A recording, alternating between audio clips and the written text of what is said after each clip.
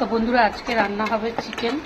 তো চিকেনটাকে দেখো ধুয়ে হলুদ দিয়েছি, তেল দিয়ে মাখিয়ে রেখেছিলাম প্রায় আধা ঘন্টা। তারপরে আমি এটাকে একটু আদা কাঁচা লঙ্কা রসুন এগুলোর পেস্ট দিয়ে মাখিয়ে নিচ্ছি। একটু লঙ্কার গুঁড়ো দিয়েছি আর একটু দিয়েছি নুনও দিয়ে দিয়েছি, দিয়ে এটাকে একটু মাখিয়ে রাখছি। একটু পেঁয়াজও দিয়ে দেবো, দিয়ে এটাকে একটু মাখিয়ে তারপর বসাবো। মাখিয়ে বসালে দেখেছি টেস্টটা ভালো হয়, তো তাই মাঝে মাঝে আমি এরকম করি। আর যখন তাড়াতাড়ি থাকে তখন আর হয় না। এটা ভালো করে একটু ম্যারিনেট করে নেবো, তারপর এটাকে বসাবো। আর একটু পেঁয়াজ আছে যেটা আমি ভাজার সময় দেব তেলে। তো এটা আলুটা ভাজতে হবে এখন। আলুগুলো দেখো আমি ছেড়ে দিচ্ছি, তেলটা এখানে গরম হয়ে গেছে।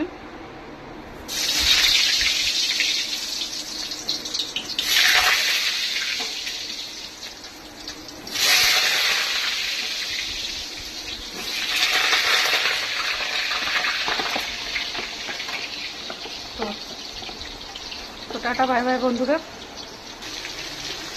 এটাতে নুন হলুদ দিয়েছি, দিয়ে একটু লাল লাল করে ভেজে নেব।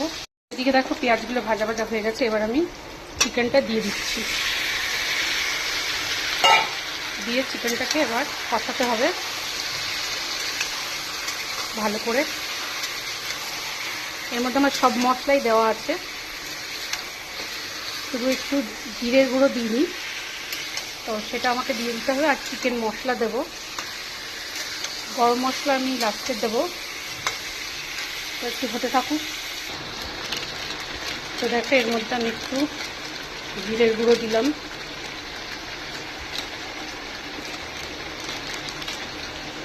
লঙ্কার গুঁড়োটা আমাকে আরেকটু দিতে হবে, নাহলে ঝালটা খুব একটা হবে না। আমি আগেও একটু দিয়েছি।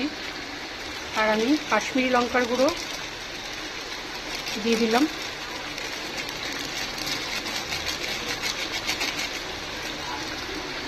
তো এবার এটাকে নাড়াতে হবে, এটাকে মিশিয়ে দিই।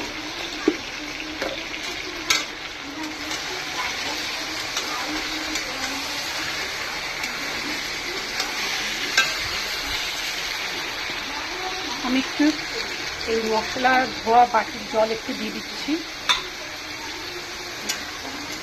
নাহলে মশলাগুলো লেগে যাবে।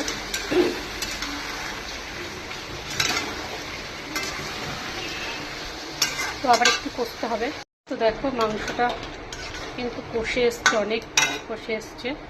আমি এবার এর মধ্যে টমেটোগুলো দিয়ে দিচ্ছি, টমেটোগুলো ছেড়ে দিচ্ছি।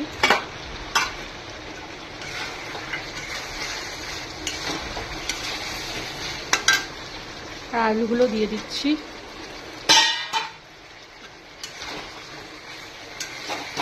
দিয়ে তার সাথে আরেকটু কষিয়ে যাব, কারণ টমেটোগুলো গলবে।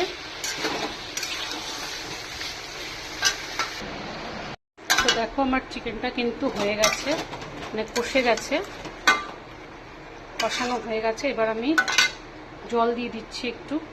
আর আমি কিন্তু নুন দেখে নিয়েছি, মানে নুনটা আমি আরেকটু দিয়েছি, কারণ আমি মাখার সময় দিয়েছিলাম, ম্যারিনেট করার সময়, আর পরে আবার একটু দিয়ে দিয়েছি।